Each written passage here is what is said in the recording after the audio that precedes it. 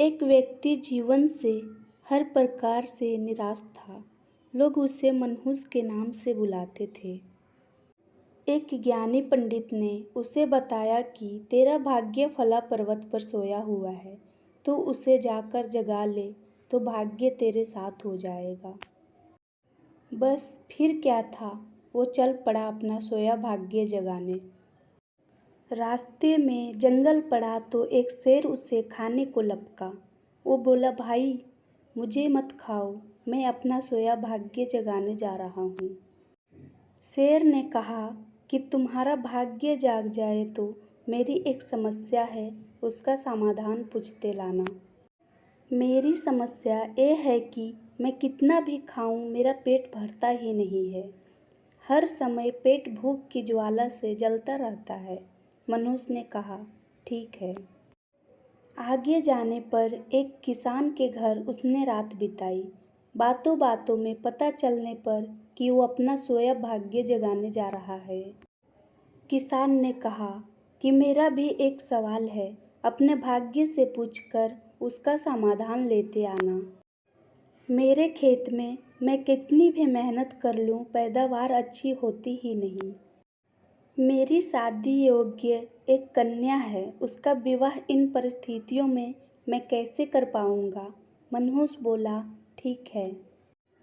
और आगे जाने पर वो एक राजा के घर मेहमान बना। रात्रि भोज के उपरांत राजा ने ये जानने पर कि वो अपने भाग्य को जगाने जा रहा है, उससे कहा कि मेरी एक परेशानी का हल भी अपने भाग्य से पूछते आना। मेरी परेशानी ये है कि कितनी भी समझदारी से राज्य चलाऊं, मेरे राज्य में अराजकता का बोलबाला ही बना रहता है। मनुष्य ने उससे भी ठीक कहा। अब वो पर्वत के पास पहुंच चुका था।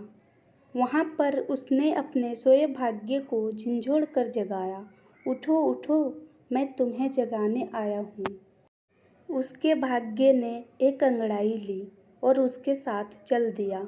उसका भाग्य बोला, अब मैं तुम्हारे साथ हरदम रहूँगा। अब वो मनहूस न रह गया था, बल्कि भाग्यशाली व्यक्ति बन गया था और अपने भाग्य की बदौलत वो सारे सवालों के जवाब जानता था। वापसी यात्रा में वो उसी राजा का मेहमान बना और राजा की परेशानी का हल बताते हुए बोला, चूँकि तुम एक स्त्री हो और पुरुष वेश में रहकर राजकाज संभालती हो, इसलिए राज्य में अराजकता का बोलबाला है। तुम किसी योग्य पुरुष के साथ विवाह कर लो, दोनों मिलकर राज्यभार संभालो तो तुम्हारे राज्य में शांति स्थापित हो जाएगी। रानी बोली, तुम ही मुझसे ब्याह कर लो और यहीं रह जाओ। भाग्यशाली बन चुका वो मनहूस इनकार करते हुए बोला, नहीं नहीं, मेरा तो भाग्य जाग चुका है, तुम किसी और से विवाह कर लो। कुछ दिन राजकीय मेहमान बनने के बाद उसने वहाँ से विदा ली। चलते चलते वो किसान के घर पहुँचा और उसके सवाल के जवाब में बताया कि तुम्हारे खेत में 7 कलश हीरे जवाहरात के गड़े हैं। उस खजाने को निकाल लेने पर तुम्हारी जमीन उपजाऊ हो जाएगी और उस धन से तुम अपनी बेटी का ब्याह भी धूमधाम से कर पाओगे। किसान ने अनुग्रहित होते हुए उससे कहा कि मैं तुम्हारा शुक्रगुजार हूँ, तुम ही मेरी बेटी के साथ ब्याह कर लो। पर भाग्यशाली बन चुका वह व्यक्ति बोला कि नहीं नहीं, मेरा तो भाग्योदय हो चुका है, तुम कहीं और अपनी सुंदर कन्या का विवाह करो।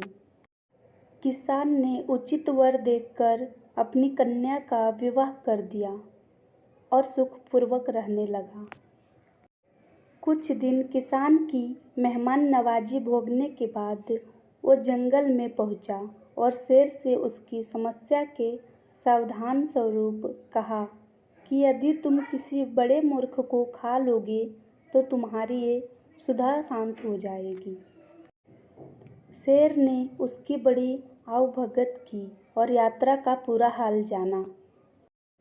सारी बात पता चलने के बाद शेर ने कहा कि भाग्योदय होने के बाद इतने अच्छे और बड़े 2 मौके गंवाने वाले ए इंसान, तुझसे बड़ा मूर्ख और कौन होगा। तुझे खाकर ही मेरी भूख शांत होगी। और इस तरह वो इंसान शेर का शिकार बनकर मृत्यु को प्राप्त हुआ। यदि आपके पास सही मौका परखने का विवेक और अवसर को पकड़ लेने का ज्ञान नहीं है तो भाग्य भी आपके पास आकर आपका कुछ भला नहीं कर सकता।